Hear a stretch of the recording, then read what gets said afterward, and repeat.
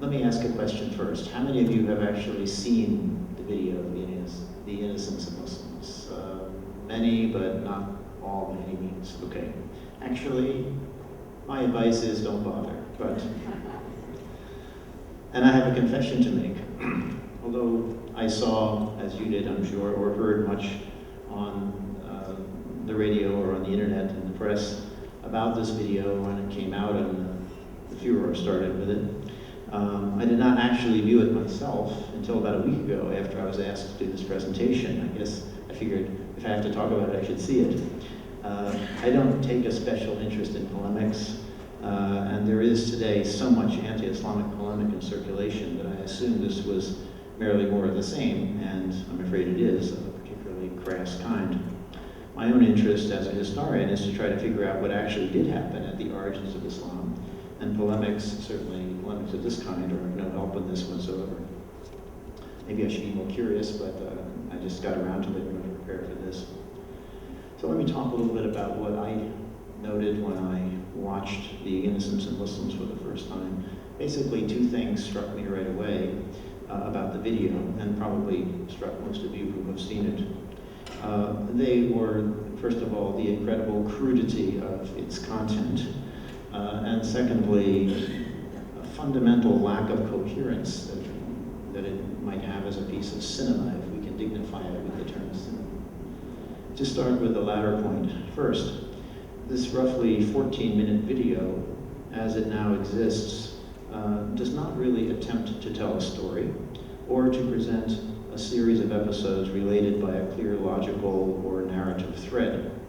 Rather, it is a disjointed hodgepodge of isolated vignettes or episodes, united loosely by the fact that most deal with the Prophet Muhammad or his followers in the 7th century in Arabia, except for the first few vignettes, which pretend to portray Egypt at some point in the near future, where a dystopian Islamic regime has taken power, under which Christians and women generally are ruthlessly attacked by Muslims, while the Egyptian police stand by and do nothing. There is only one scene, I remember, where some effort is made to clarify the connection between this imaginary past and imaginary future. And that is an episode near the beginning of the video when the Egyptian Christian doctor in modern Egypt is explaining to a young woman, maybe his daughter or a nurse in his clinic, it's not clear, why the Muslim fanatics are persecuting Christians. And he goes up to a blackboard and writes a kind of equation on the blackboard. Now, as a former student of chemistry, I always find this very interesting. So he writes this equation, which says man plus X equals BT. He writes BT, but the soundtrack, when he's speaking, he says Islamic terrorist. I'm not quite sure how it gets from BT to Islamic terrorist, but that's what it is. Man plus X equals Islamic terrorist. And then the scene fades away, and for the rest of the video, we are in the 7th century Arabia witnessing Muhammad's early life and the beginnings of Islam, presented in a very sensationalist way. The value of factor X in the doctor's equation is never stated outright, but is implied by the rest of the movie to be Islam. The disjointedness of the video extends also to the relationship between its visuals and its dialogue. The 14-minute video is apparently a collection of excerpts from a feature-length movie of 2 hours or so, filmed under a different name, Desert Warrior, by actors who read a different screenplay, having no religious content, and set long before Islam's rise. Once this had been recorded, the director had this film, or at least the outtakes in the video, overdubbed with lines read by other people, and containing the crassly anti-Islamic dialogue one sees in the YouTube version. The cast and crew members involved in the original filming, in view of this overdubbing and the incredible furor that the video aroused, have disavowed the film and stated publicly that they feel they were taken advantage of by the director. Not surprisingly, I would say. The disjuncture in the presentation between fantasy episodes set in an imaginary Egyptian future and almost equally imaginary episodes supposedly depicting Muhammad's life 1400 years ago in Arabia, may actually tell us something, I think. It means that the video's maker assumes that viewers will immediately understand how these disparate vignettes are connected. This is because they conform to a widespread polemical depiction of Islam, one that essentializes the religion so that all Muslims of all periods, whether in the 7th century or the 21st century, are basically interchangeable and always bad, of course. So factor X is static and unchangeable over time. Well, this brings us then to the content of the video and its almost pornographic quality. The film depicts both Muhammad and his followers and modern Muslims in Egypt in terms of a few basic themes that belong to well-worn tropes of Western or Christian polemic against Islam, a polemic that goes back hundreds of years. The Innocence of Muslims once again trots out these old polemical tropes with what can only be called iconoclastic glee. And I just want a couple of them that stand out especially are, first of all, the theme of violence or bloodthirstiness. We have all heard, I'm sure, in recent months and years, people who refer to Islam as a religion of violence. Many episodes in The Innocence of Muslims depict Muslims engaging in gratuitous violence against innocent people. Violence against women is especially highlighted, as in an early scene where a beautiful girl walking down the street is cut down by a rampaging zealot for no reason, at least none that you can see in the film. Not a few vignettes depict individual Muslims as incredibly cruel, sadistically cruel, we might say. For example, there's a scene in which a young man is talking to an old woman who's sort of a captive, and then she ultimately is being torn apart by camels tied to her limbs, and actually what you see is the young man laughing diabolically as this horrible thing happens. The motivations for this violence and bloodlust are not usually given in the movie. In some vignettes, it is implied that a venal motive is involved, such as a desire for plunder. But more often it is implied, I think, that it is simply Islam that makes these men so violent, as there is no other apparent reason for the violence. This trope of violence, as I have said, goes back to medieval Latin and even earlier Christian polemics against Islam and Muslims. Indeed, as early as the 630s, right at the time Islam was beginning to spread, the Patriarch of Jerusalem, Sophronius, wrote a sermon in which he decried what he called the blood-loving blade of the Saracens, whom he described as plundering cities, burning villages, and engaging in endless slaughter. But, of course, there's no archaeological evidence of any of this burning of villages or plundering of cities. The so-called Islamic conquest actually does not show up in the archaeological record. One scholar has written a book called The Invisible Conquest, where he points this out. He suggests that the traditional narratives about the conquest are, shall we say, greatly overstated. And a lot of Sophronius's sermon, it has been shown, can't actually be taken as a description of what was happening, but rather involves allusions to passages in the prophet Isaiah called forth rhetorically by Sophronius with the goal of persuading his own Christian congregation that they should behave more righteously. You see what happens if you aren't good, all these awful things will happen. So there's a lot of problems even in that earliest description. There's a 12th century polemicist we might touch on too, Pedro de Alfonso, who summed up the sort of thrust of medieval European or Latin polemic against Islam. He says in one sentence, quote, "The Muslims were ordered to rob, to make prisoner, and to kill the adversaries of God and their prophet, and to persecute and destroy them in every way." So this is kind of the bottom line for people who subscribe to this polemical view about Islam, and it has been that way for a long time. Not a few vignettes depict individual Muslims as incredibly cruel, sadistically cruel, we might say. For example, there's a scene in which a young man is talking to an old woman who's sort of a captive, and then she ultimately is being torn apart by camels tied to her limbs, and actually what you see is the young man laughing diabolically as this horrible thing happens.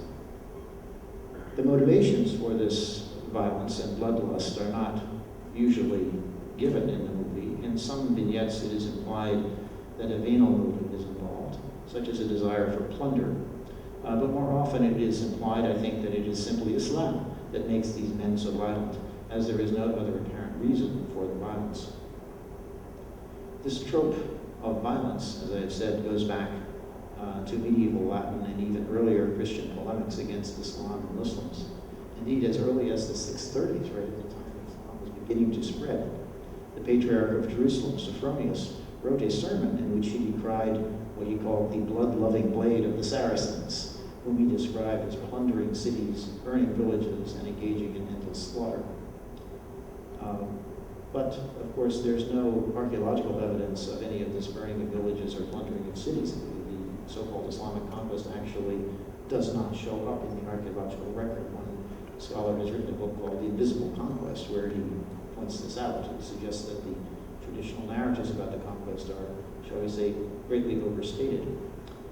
And a lot of Sophronius's sermon, it has been shown, can't actually be taken as a description of what was happening, but rather involves allusions to passages in the prophet Isaiah called forth rhetorically by Sophronius with the goal of persuading his own Christian congregation that they should behave more righteously. You see what happens if you aren't good, all these awful things will happen.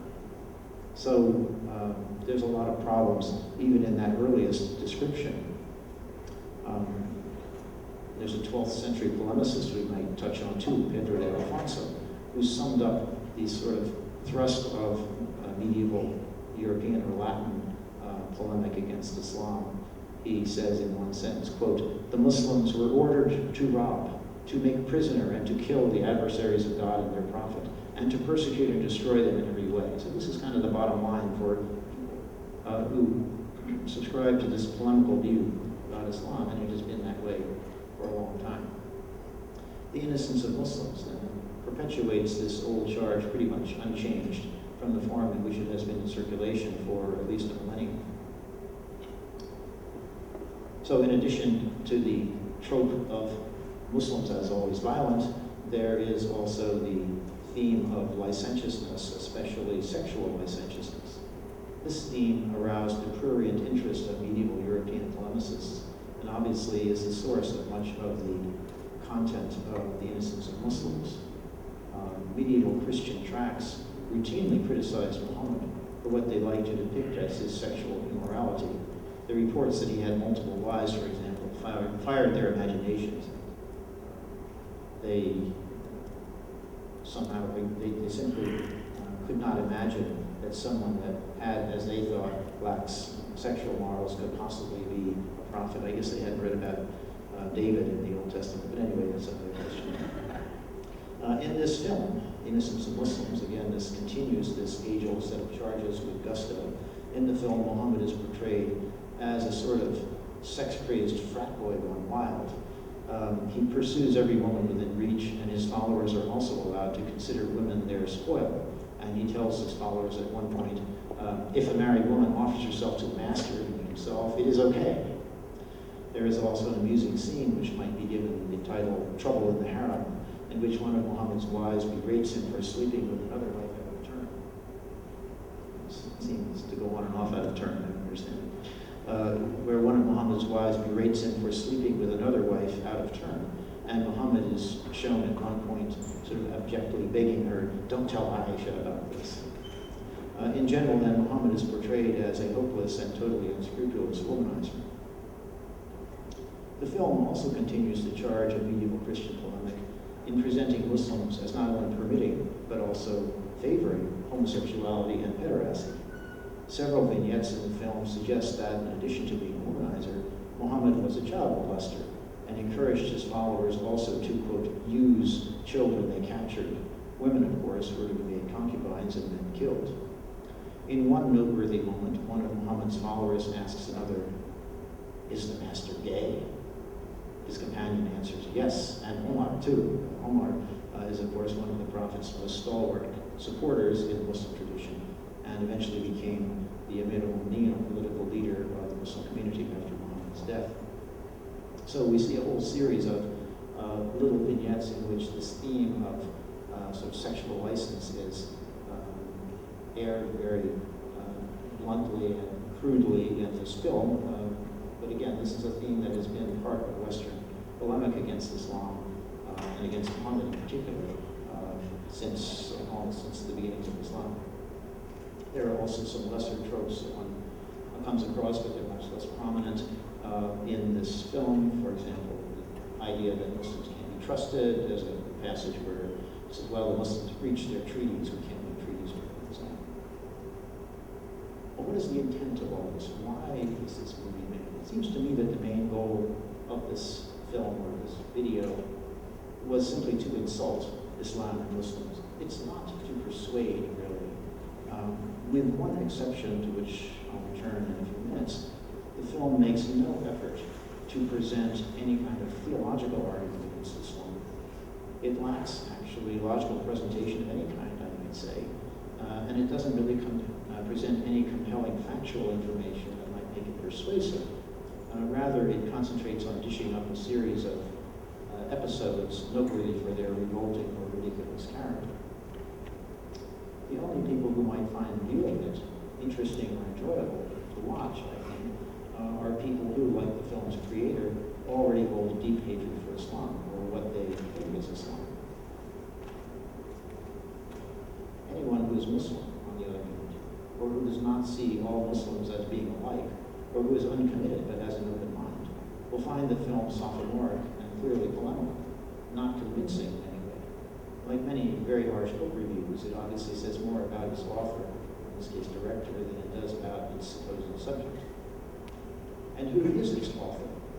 This has been much discussed in the media because the director or author used an alias at first, Sam Nasiba, but investigation by various newspapers revealed that its author was an Egyptian Christian resident in the Los Angeles area. He seems, to me anyway, to be a troubled individual, besides creating this film, which is troubled enough, overflowing as it is with hatred for Islam, and doing so in a manner that deceived the very actors he employed to make it.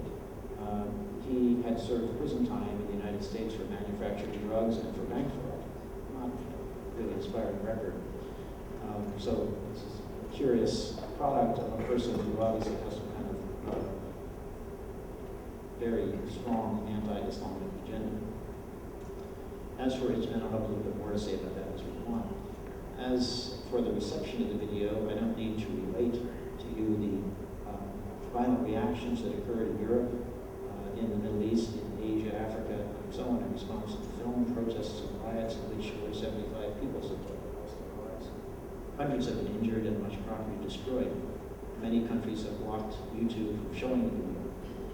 It's worth noting, perhaps, though, that the initial uploading of The Innocence of Muslim in its English version in July generated no reaction. It was only when a version dubbed in Arabic was uploaded to YouTube by another virulently anti-Islamic member of the Coptic Christian community in the U.S., a man named Maura Sada, and short clips from that Arabic dubbed version were then circulated by an Islamist television station in Egypt, a mass television, that the protests and violence began to take place worldwide. So we have a lot of parties involved in somehow bringing this ugly product to the awareness of Muslims who then found it so offensive, not only these two members of the Coptic community living in the United States who themselves obviously harbor anti-Islamic animus, but also the Islamist television stations in Egypt who chose to circulate it. The virulent reaction is due not only to the way the Prophet Muhammad is portrayed in the video, but to the very fact that he is portrayed. Traditionally, Muslims do not depict Muhammad in visual arts. There are a few exceptions, of course, but if a figure representing Muhammad appears in a miniature painting, for example, the figure's face is left blank or is shielded behind a white veil. So for many pious Muslims, to see the figure of Muhammad, or the person of Muhammad, represented by a flesh and blood actor, and one acting like a frat boy, as I said, would certainly be very shocking. To move on to briefly, to the role of the Prophet Muhammad in the life of Muslims. Muhammad is considered by Muslims, of course, to be their prophet, the recipient of God's revelations. After the revelations were sent down to Muhammad, they were memorized and recited by Muhammad and his followers, and were subsequently gathered together and written down to form the Quran, or sacred scripture in Islam. Muslims thus consider the Quran to be the literal word of God as revealed to Muhammad.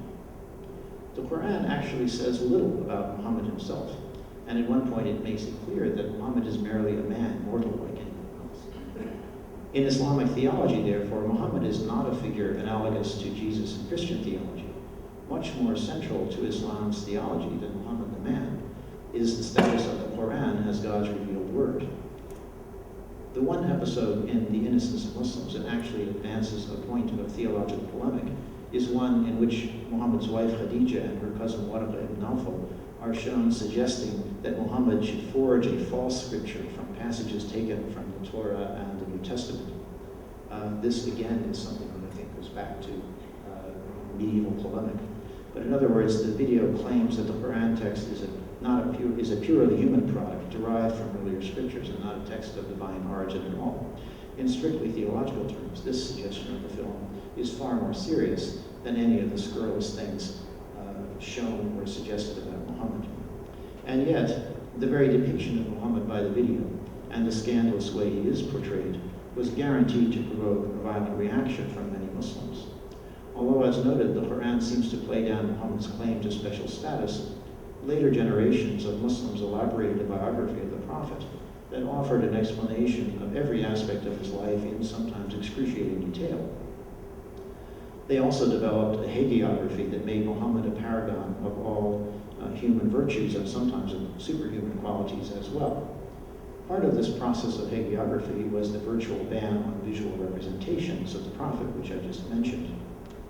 Islamic law, a vast and complex body of material that provides the guiding principles by which Muslims are supposed to lead their lives, was elaborated not only from the dictates of the Quran, but also from the precedents derived from Muhammad's own actions and sayings as they were understood in the Muslim tradition. Muslim tradition thus has considered Muhammad the epitome of perfect behavior and a model to be emulated by all later Muslims. Various ritual practices in the Muslim community also establish a sense of the sanctity of Muhammad's person among believers.